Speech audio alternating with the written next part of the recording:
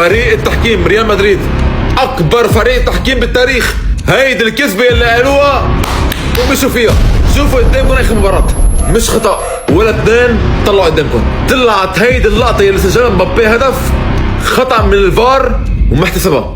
ها قدام عيونكم بعد المباراه تم الاكتشاف عنها بهيدي الطريقه. هدف مبابي تم الغائه قدام فرنسا. اما اللقطه الثانيه رودريجو تم الاعلان انه هيدي كانت ركله حره قبل هدف فرنسا. هيدي اللي قدامكم، يعني هدف فرنسا كان مفروض يكون ملغي. اما الكارثة الاكبر ركلة جزاء بلينغهام يلي تحرك فيها الحارس وقدم عن الخط. لا رجع على الفار الحكم ولا سمع من اعتراض اللعيب يلي كان عم يعترضوا بهيدي اللقطة.